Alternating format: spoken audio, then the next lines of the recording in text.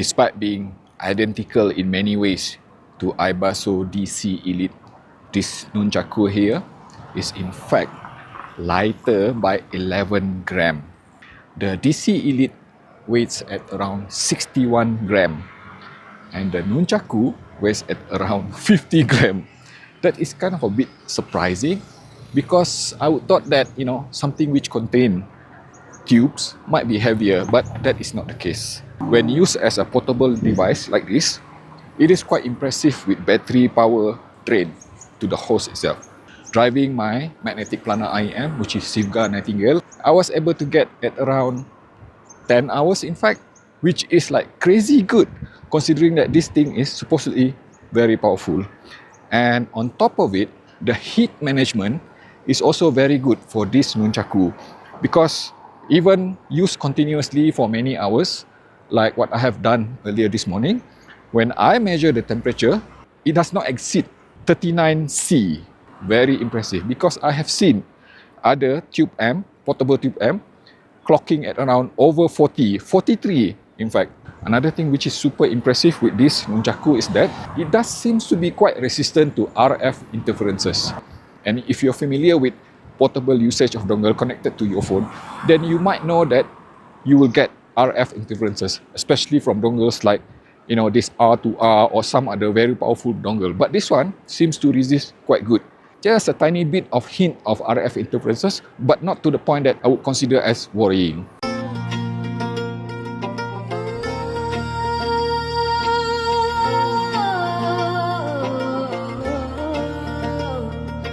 Rated at 525 milliwatt of power per channel at 32 ohm. This Nunchaku here, you might be wondering, that is very powerful, right? And it is in fact more powerful than the older sibling, which is this iBasso DC Elite here, which was rated at 280 milliwatt of power per channel at 32 ohm. It is literally like, based on numbers alone, double the power of this achieved by this. How does it translate into real life application? Is it really that powerful? Let me just tell you something very interesting here. I actually have found this Nunchaku is not as powerful as this DC Elite. Let me explain. When driving my magnetic planar here, Sivga Nightingale, I needed to crank the volume at around 60 minimum all the way to 67 out of 100 in order to achieve proper headroom of listening, which is something which I would consider as normal listening level. And this one here definitely require less, at around probably like 40 to 50. So that alone indicate that despite the number itself, this Nunchaku is not that powerful. The same can be said when I subject it to driving something which is a bit more demanding, something like Sennheiser HD 600. I do need to crank the volume even higher at around 70 to 75, almost 80 out of 100 in order to get proper listening headroom. DC Elite and also DC07 Pro remains the one that is most powerful coming from iBasso. And last but not least, this thing is also very silent. It does not impart any kind of low noises, even running in tube mode, even when attached to highly sensitive hybrid IEM. So no issue at all there with power and also with highly sensitive stuff.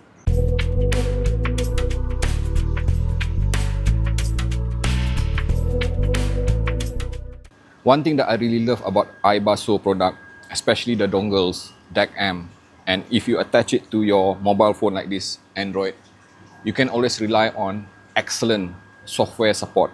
In this case, iBasso UAC. You can see here, you can totally have control over the independent volume adjustment from the phone itself directly. And of course, we also have that left and right balance. But I think the most important thing is that the digital filter. And I would like to spend a bit more time explaining how effective are these filters. The D1 here, phase compensated fast filter, simply put, is meant to be used with something which is relatively warm sounding partner. If you have an IEM like this Sivga Nightingale here or some other IEM which you consider as being warm sounding, then you want to use this D1 filter. And then D2 is a slow filter, phase compensated slow filter. Now this is something to be used if you have something which is relatively natively bright sounding. So what it does is that it imparts some sort of, let's say, smoother decay, a bit of, let's say, dampened energy, and I find it super suitable for natively bright sounding IEM. And at D3, we have low latency fast filter, which is another variant of fast filter. And the same thing can be said for the D4 here, which is essentially another variation of slow filter. And then the last one, perhaps the most important one, which is non-oversampling. NOS, as the name implies, does not do any kind of changes to the sound itself. So as simple as that. It is also my favorite because usually if I use something which is relatively transparent sounding, or even let's say an IEM like or headphone like Sennheiser HD600, they always sound better with NOS. Nunchaku have this option just like an advanced digital audio player, which is high pass filter selection. In the simplest way, I would like to explain that this high pass filter serves a purpose if you like to emphasize, especially on the upper frequency. Because what I'm hearing is that switching it on, I do hear a bit of, let's say, emphasis on the upper frequency, on the treble region, all the way to the decays, in the manner of saying that it does appear to be kind of a bit boosted. And to be honest with you, this is not exactly my favorite filter. Most of the time, I'm just gonna keep it switched off. I find that the emphasis, the boosting of the upper frequency, the high pass filter sounded kind of a bit artificial. So you get the idea. Using this app is definitely very convenient because it replaces the function of manually pressing this button here and doing it, rotating it, and then clicking it again, which I find to be kind of a bit clunky. But using this iBasso USC app here is a game changer.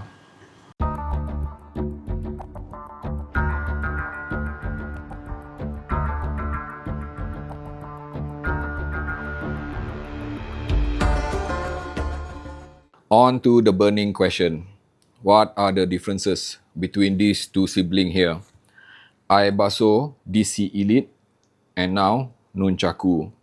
Physically almost identical in many ways with some minor differences. But now let's talk about the sound and the performance. What are the differences between these two and the differences with some other dongle which I have tested so far? Starting with the independent volume adjustment. You see, this iBasso DC Elite here, if you have seen my review on it, then you might know that I don't like the independent volume adjustment offered by DC Elite, that 24-step analog volume adjustment, because I have found that DC Elite volume adjustment to be very clunky. It is kind of a bit annoying because every time when I change the volume, step up or step down, it will emit crackling sound until today. And that is definitely not pleasant at all. Secondly, with 24-step, iBasso DC Elite here, okay, whenever I change the volume or the loudness up or down, it is kind of a bit drastic. Suddenly it is too loud or too low. Nunchaku, I am so very happy that iBasso have opted to revert to the more traditional 100-step independent volume adjustment, because 100-step will allow me to change the volume at a very refined level without imparting that sensation or feeling of, let's say, suddenly the loudness is just a bit too much or the loudness is a bit too low. So I love it. Talking about the audio processor itself, of course, DC Elite comes with exotic ROHM, and this Nunchaku here comes with dual Cirrus Logic CS43198. I don't have to explain to you. CS43198 or largely Cirrus Logic are extremely popular since last year. You can find it in almost 80% of the newly released dongle. So it is very popular. It is a proven DAC. And running in AB mode, on solid state mode on this Nunchaku, I would say that the performance is pretty much equal as per expected for this kind of dongle in this kind of caliber. But then again, the reason that you are buying Nunchaku is not because of that AB solid state mode. It is because of the tube mode. And I can safely say, since I received my Nunchaku, I have been running on tube mode like 90% or even 99% of the time, because I do not find there is a necessity for me to switch off the tube, because if I switch that off, it is pretty much just like any other dongle which I already have, something like iBasso DC07 Pro or even Onyx Alpha, or even Aone dongle, you name it. The list goes on and on. It is highly resolving, it is neutral, it is transparent, it does not exhibit any kind of coloration. The soundstage is good, it is wide and spacious. Definitely a very well-tuned dongle. The beauty of this Nunchaku, why you want to have it, is because of the tube. This is where things start to change.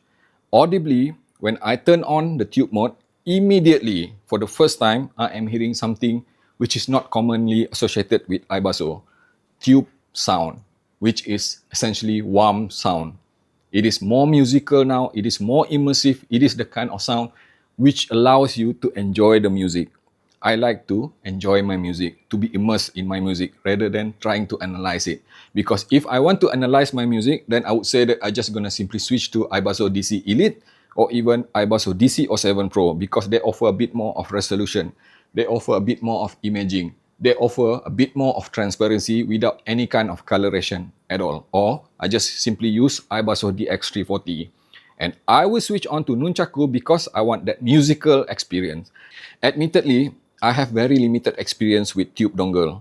This is in fact my first ever tube dongle. Let's talk about comparison with some of the tube DAC amp which I have tested so far.